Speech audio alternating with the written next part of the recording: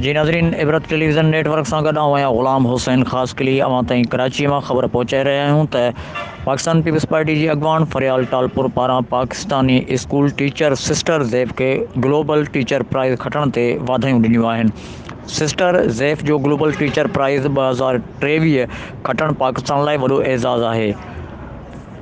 Pakistan Peoples Party ladies wing की मरकज़ी सदर ऐं अॻूणी MNA फरियाल टालपुर सॼी दुनिया में ॿारनि जे हक़नि ऐं भलाई लाइ कमु कंदड़ गॾियल क़ौमुनि जे इदारे यूनेस्को पारां पाकिस्तान जे टीचर सिस्टर ज़ैफ़ खे ग्लोबल टीचर प्राइज़ 2023 मिलण ते ख़ुशीअ जो इज़हार कंदे सिस्टर ज़ैफ़ खे दिलि जे गहराइनि सां मुबारकूं ॾिनियूं आहिनि।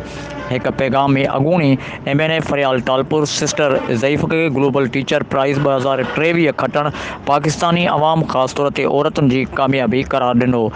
फरियाल टालपुर चयो त सिस्टर ज़ैफ़ पाकिस्तान जे पुठिते पियल इलाइक़नि में ॿारनि खे तालीम जे फ़राहमी आसान बनाइण लाइ जोॻियूं कोशिशूं वरितियूं, जेकी साराह जोॻियूं आहिनि। यादि रहे त यूनेस्को हेडक्वार्टर में कुझु ॾींहं अॻु थियल तक़रीब में पाकिस्तान जे school teacher sister Zeph global teacher prize 2023 जो एज़ाज़ माणियो। इन एज़ाज़ माणण जी मुक़ाबले में 130 मुल्कनि जे 70,000 खां वधीक टीचर्स हिसो वरितो।